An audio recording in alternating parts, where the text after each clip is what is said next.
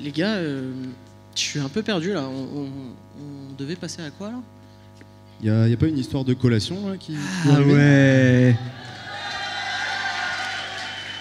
Ah non, non, non. Ah non. Avant, je crois qu'il y a le truc premier emploi, les statistiques, tout ça. Ah, le truc super long là où ils vont nous dire que tout le monde a trouvé un travail. D'ailleurs, en parlant de ça, vous l'avez rempli, vous? Enfin, toi, JN, par exemple, enfin, de souvenir, t'as fait SI, c'est bien ça? Tu fais quoi maintenant? Bah maintenant je suis passé dans la finance. Bon, je vais pas expliquer à tout le monde, ils vont pas comprendre. Ouais.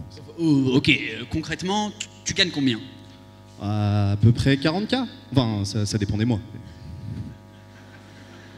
Quand même. Ah ouais, quand même. Quand même. Et toi, Polo, de souvenir, alors c'était SE, puis santé, enfin, tu fais quoi maintenant? Ouais, c'est ça, système embarqué et santé. Et maintenant, je bosse dans l'énergie. Logique. Ok, mais enfin, tu gagnes combien maintenant? Ah bah en fait, j'ai monté une start-up, donc pour l'instant, c'est à peu près ça. Mais très bientôt, je pense que ça va venir.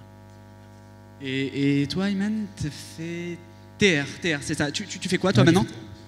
J'ai fait TR. Et tu fais quoi maintenant? J'ai pas de travail.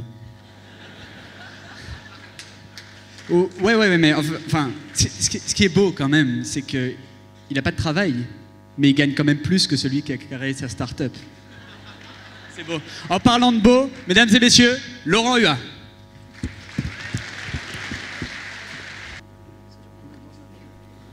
Je vous promets d'être bref.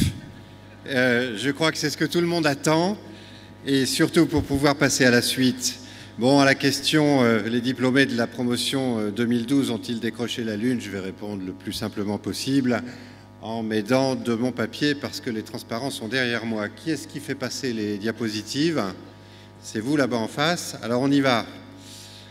Taux de participation à l'enquête.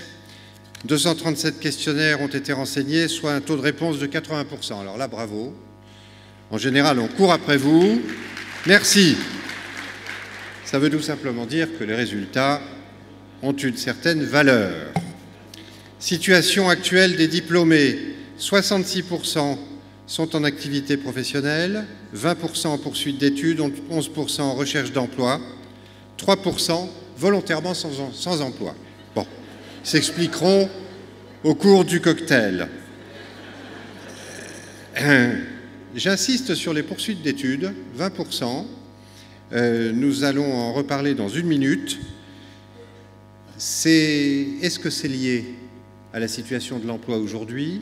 Est-ce que c'est lié au fait que les écoles dans lesquelles nos diplômés poursuivent leurs études sont particulièrement attractives et susceptibles de leur fournir une compétence supplémentaire et efficace sur le marché? Je n'ai pas d'éléments pour répondre exactement à cette question. 86% des étudiants ont obtenu leur premier emploi avant d'être diplômés. Donc là, on parle de ceux qui, effectivement, ont un emploi. Mais ça veut dire quelque chose. Ça veut dire que le système d'insertion professionnelle par les stages de fin d'études est effectivement très efficace. Secteur d'activité. Je vous laisse les découvrir. Services IT, transport, industrie des TIC. Bon.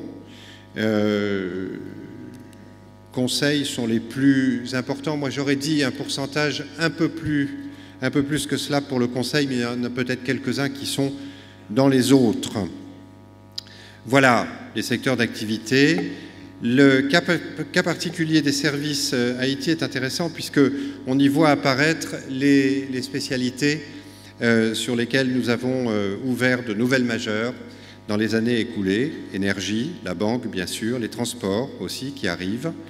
Je note toujours une certaine importance du pourcentage de diplômés qui entrent dans le secteur de la communication et des médias, donc qui les attire beaucoup et effectivement, bon, c'est intéressant. On a des gens chez TF1, on a des gens chez M6, on a des gens dans des agences également de communication. Alors, principales fonctions exercées, vous les avez sous les yeux. Je pense que là apparaissent à nouveau l'importance du pourcentage sur études et conseils. Bon, naturellement, tout ce qui relève de l'informatique et des systèmes embarqués correspond à l'importance des effectifs que vous avez constaté tout à l'heure dans les majeurs.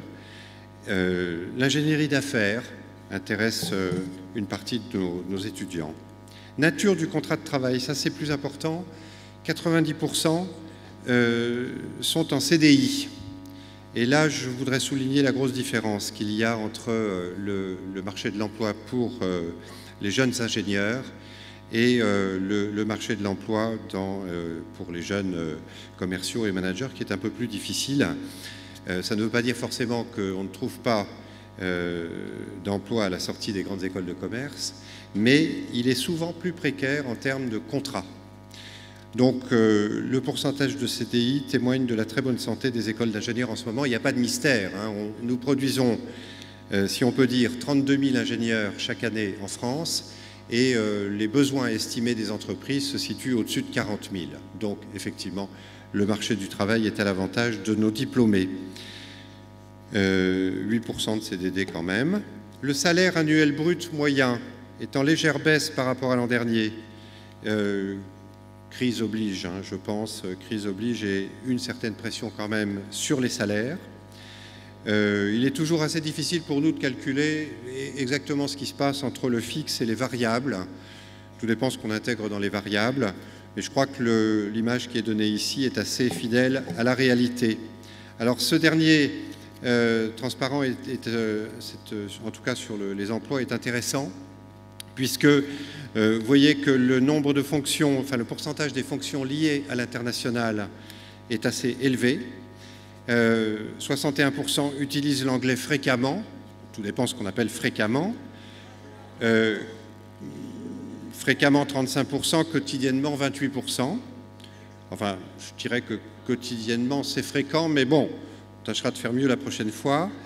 12% ont la responsabilité d'un budget, c'est pas beaucoup, j'aurais pensé plus. En revanche, 50% ont la responsabilité d'un projet.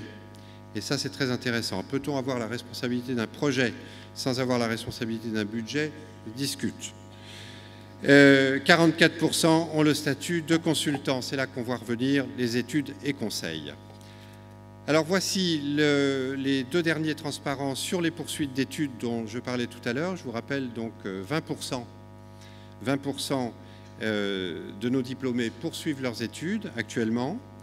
21 personnes donc en master spécialisé, 10 en master universitaire, 3 en thèse et 10 autres. Alors je suis intéressé par les autres, mais je n'ai pas de réponse précise à ce sujet sur cette étude, si ce n'est que voici la liste des écoles qui accueillent nos diplômés. Et je crois que là, on peut être assez fier de cela. La liste est plutôt très prestigieuse. Voilà, et assez variée. On trouve autant d'étudiants qui poursuivent leurs études en école de management pour acquérir ce qu'on pourrait appeler une double compétence, que d'étudiants qui vont dans d'autres grandes écoles d'ingénieurs pour prendre des orientations plus précises sur leur spécialité. Voilà, je voudrais terminer cette soirée en adressant mes remerciements. Alors mes remerciements vont bien sûr à Pierre Pariante, ici présent, qui, comme je le disais tout à l'heure, nous a fait l'amitié de participer à cette remise de diplôme. Pierre, président donc des activités françaises du groupe Lauréate et donc par conséquent du campus Eiffel que nous sommes en train de créer. Je remercie notre parrain Michel Guillemet qui nous a fait tout à l'heure une illustration brillante des raisons pour lesquelles l'entreprise Bull a parrainé votre promotion, et je crois que ce rapprochement entre le CE et l'entreprise Bull est très très loin d'être terminé, qu'il va connaître au contraire des développements importants. Je remercie tous les professeurs, naturellement, qui se sont joints à nous, toute l'équipe de l'ECE, mais également nos collègues de l'ESCE qui ont bien voulu nous faire l'amitié d'être là ce soir.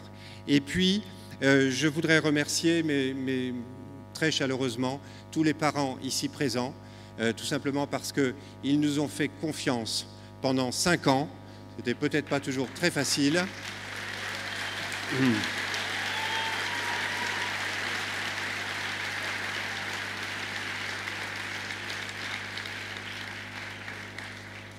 À nouveau, Colette, je t'adresse tous nos remerciements pour l'efficacité du centre de formation d'apprentis qui accueille notre section. Et puis, je voudrais bien entendu remercier très chaleureusement toute l'équipe d'étudiants qui a organisé cette magnifique remise des diplômes. Tous ceux qui...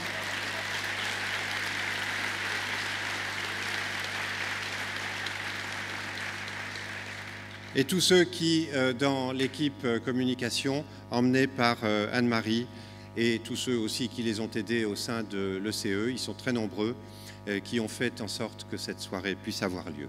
Voilà, et bien je crois que c'est le moment maintenant de se retrouver autour d'une collation.